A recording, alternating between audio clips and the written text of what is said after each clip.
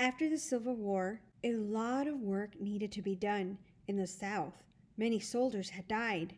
Cities, forts, farms, and homes had been destroyed. The South also needed to build a new society and an economy that did not have enslaved workers. This time of rebuilding and change was called Reconstruction. Freedom and change. 2 years after the war ended, President Abraham Lincoln had issued the Emancipation Proclamation, which freed all enslaved people in the Confederacy. After the war, the 13th Amendment outlawed slavery throughout the United States. On June 19, 1865, General Gordon Granger arrived in Galveston with an important message. All enslaved Texans were free under the United States law.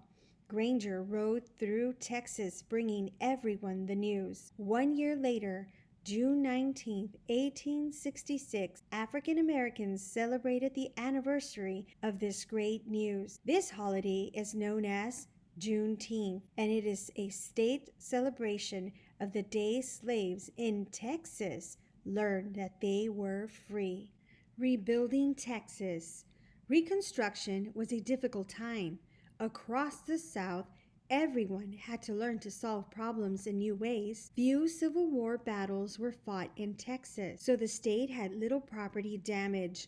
Still, the state's economy had suffered. Texans had to rebuild businesses, and both landowners and newly freed African Americans had to learn new ways of life. Ending slavery changed the South politically, socially, and economically. To help with these changes, the federal government created the Freedoms Bureau. The Freedoms Bureau helped African Americans in many different ways.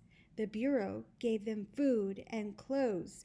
It helped them find work and places to live. It helped both African Americans and white landowners adjust to the new economy.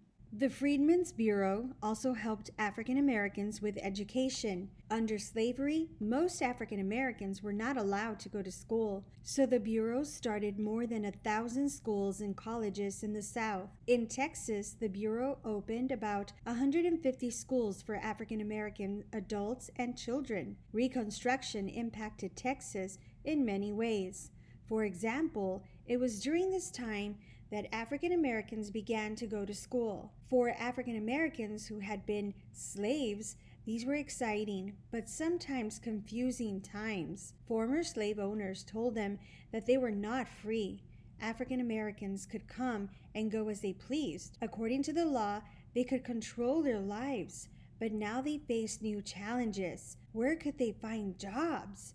What land could they farm? Many African Americans became sharecroppers. A sharecropper is a farmer who pays part of what he or she grows to a landowner. Here is how it worked. A landowner rented land to a farmer. The landowner also loaned the farmer tools and seeds. The farmer paid the landowner with a share of the crops. If crops were bad, sharecroppers could end up in debt. Texas rejoins the United States. Reconstruction meant rebuilding states politically too. Once the Civil War was over, the 11 Confederate states had to rejoin the United States. First, each state had to write a new constitution and create a new state government.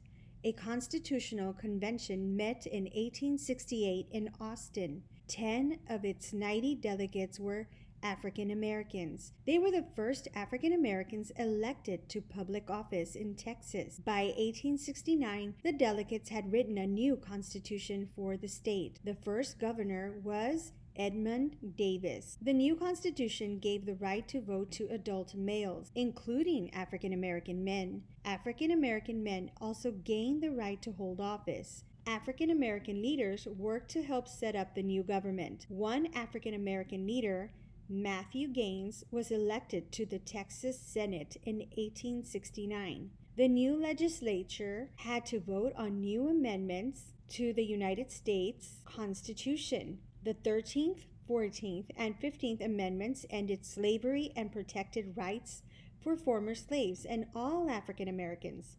Finally, on March 30th, 1870, Texas rejoins the United States. Once again, the United States flag flew over Texas. The timeline shows all of the flags that have flown over Texas. Notice that each flag represents the nation that claims the land at the time. The meaning of these 6 flags is to show how these different nations have been a part of Texas history. After Reconstruction, accepting the new laws was hard for many people in the South. By the 1870s, talk grew loud and angry.